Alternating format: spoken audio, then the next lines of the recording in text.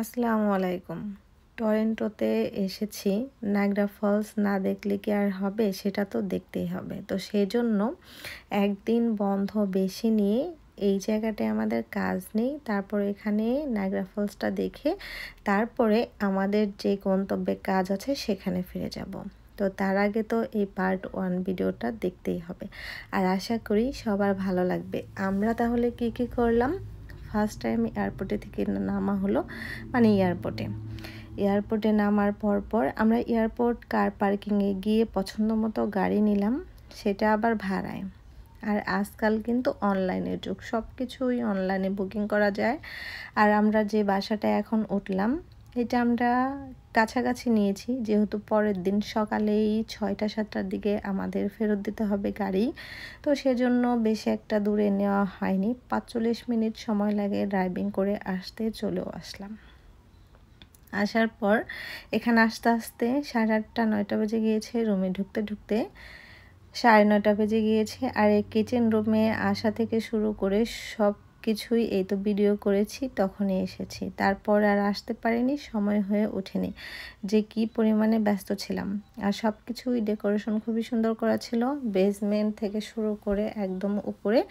আর নিচতলায় টয়লেট, রান্নাঘর সব কিছুই ছিল খুব সুন্দর করে। আর উপরে আমরা আসার আগে চলে গিয়েছে হয়তোবা রাত্রে, তারা চেকিং করে সব ক্লিন করে পরিষ্কার করার সময় হয়ে ওঠেনি বা পাইনি। তো আমরা যেহেতু সকালেই উঠেছি, আমাদের সকালে উঠতে হবে, একটু রেস্ট নিতে হবে। তারপরও রেস্ট ততটা নিতে পারিনি, যেহেতু এসেছি একটু ঘোরাঘুরিও করতে হবে, কাজও করতে হবে, কারণ আবার কবে যাই তার কোনো ঠিক নেই। তো সেই সাথে আমরা রুমে ঢুকে পড়লাম। সাফনের আব্বু সাফরিন ঘুমিয়ে আছে বাহিরে, ওরা আর ওঠেনি, ওখানে দাঁড়িয়ে আছে। আমি আর মাসুম ভাইয়া উপরে এসে একটু ফ্রেশ হলাম।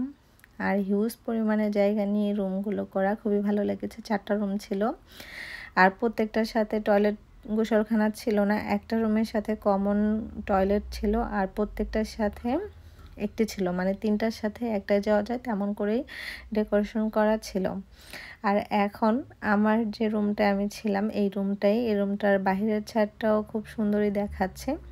এই আশপাশটা খুবই সুন্দর ছিল। এদিকে আমার ছেলে মেয়ে ঘুমিয়ে আছে, তার পাশে আমি আসার পরে সাফনের আব্বু একটু ফ্রেশ হয়ে আসলো, মোটামুটি হাত মুখ ধুয়ে আসলো। এখন তো পেটটা ঠান্ডা করতে হবে, পেটে খুবই ক্ষুধা।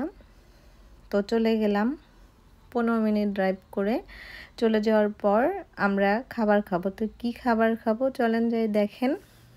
আর এখানে আসার পর কি সমস্যা আর কতটা সুবিধা পরবর্তীতে ভিডিওতে বলবো, আশা করি সবাইকে। আপাতত কি করছি অতটুকুই শেয়ার করছি। তো দেশি ডেরা থেকে আমরা খাবার অর্ডার করে খাবার খেলাম। তো এই খাবারটা অবশ্য পাকিস্তানি হালাল খাবার, যেহেতু আমরা মুসলিম, হালাল খাবার আমাদের খেতেই হবে, সেজন্যই একটু প্রবলেম হয়ে যায়, খোঁজাখুঁজি করে খেতে হয়, আর একটু দূরে।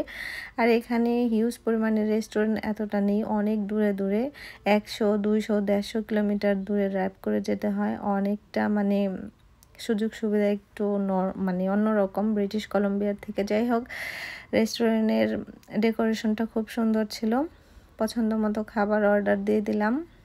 হালাল ফুড, যেহেতু সবগুলো খাবারই হালাল, আর যার মতো পছন্দ করে খাবার খেতে পারেন। যেহেতু দুজনেরই চিকেন ভালো লাগে, আমার আর মাসুম ভাইয়ের আর সাফনের আব্বুর যে কোনো খাবারই ভালো লাগে, সেজন্য 2টা আইটেম চিকেনেরই দিয়েছি। তো খাবার শেষ করে আবার বাসায় গিয়ে রেস্ট নিলাম। ভিডিওটা এই পর্যন্তই, পরের ভিডিওতে আবার দেখাবো আজকেই আরও কোথায় গেলাম, কি করলাম। তো সবাই আশা করি ভালো থাকবেন। আল্লাহ হাফেজ।